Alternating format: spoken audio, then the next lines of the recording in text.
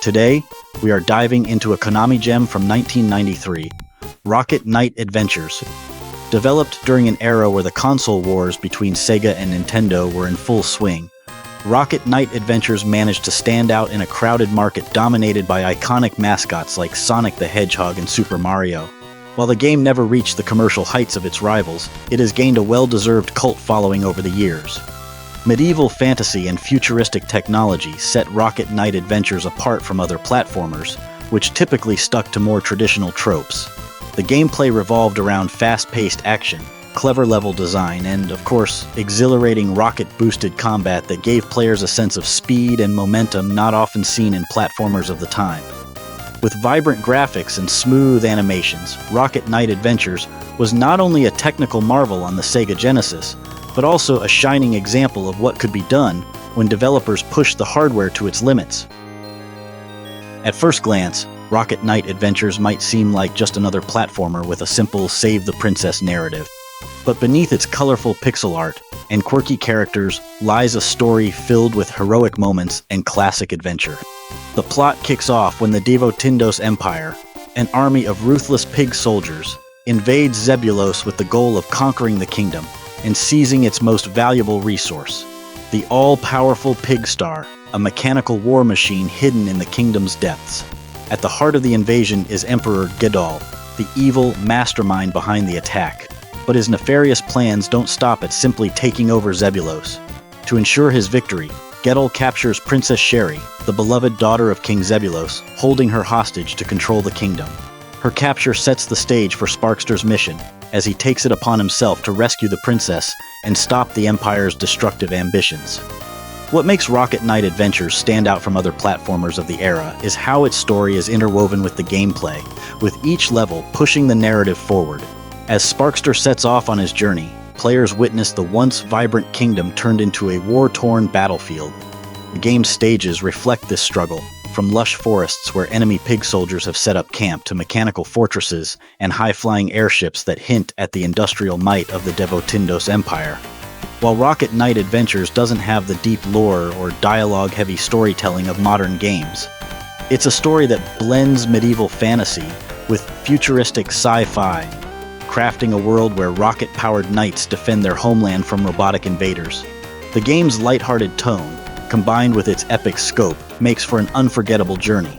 And even though Sparkster's quest to save the kingdom follows many classic tropes, it does so with enough charm and style to make it feel fresh and exciting, even decades later.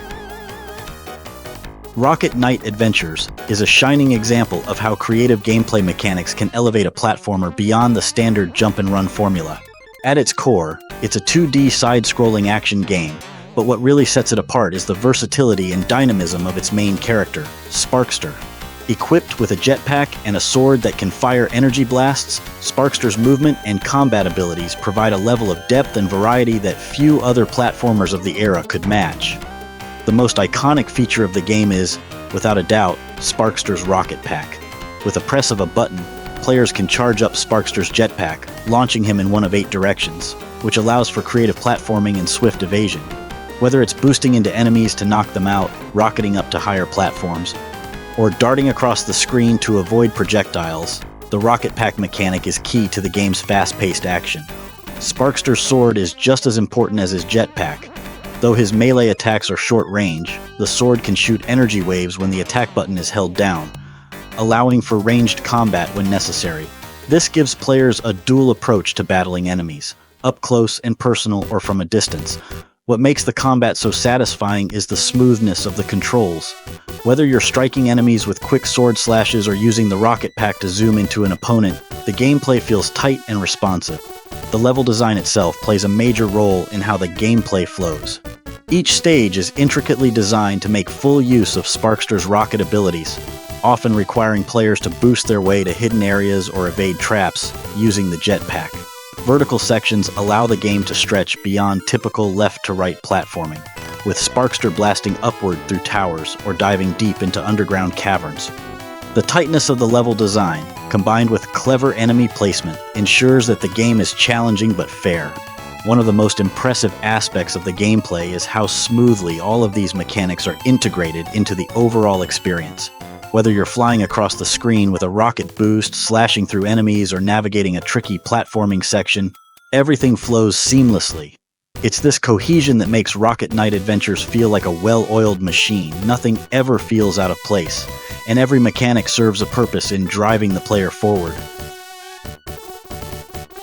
The game's visual and audio presentation is nothing short of spectacular, especially when considering the limitations of 16-bit hardware. Konami, already well known for pushing the technical boundaries of the Sega Genesis, truly outdid themselves with this title, creating a world that felt vibrant, lively, and full of character. The game's graphics are a true testament to the artistry of the time.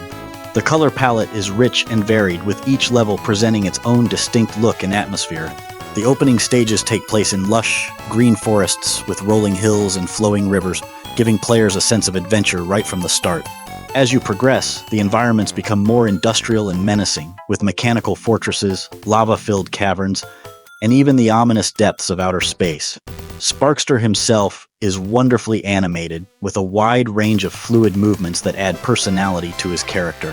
Whether he's swinging his sword, boosting through the air, or clinging to a rail with his tail, each action is smooth and visually satisfying.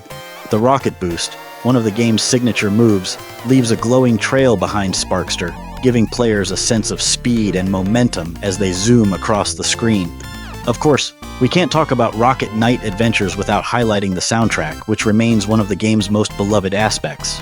Composed by Michiru Yamane, who would later gain fame for her work on Castlevania, Symphony of the Night, the music in Rocket Knight Adventures, is nothing short of legendary.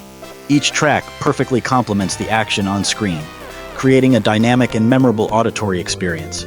What really makes the music stand out is how it enhances the emotional weight of the game. When you're racing through an airship or battling one of the game's massive bosses, the soundtrack ramps up the intensity, pulling you into the action and making each moment feel more dramatic.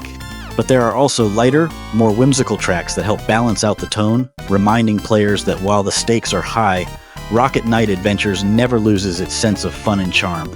It's important to remember that all of this was accomplished on the Sega Genesis, a console that, while powerful, had limitations compared to its competitors. Konami's ability to push the Genesis hardware to its limits with such vibrant graphics and rich audio is a testament to their skill as developers.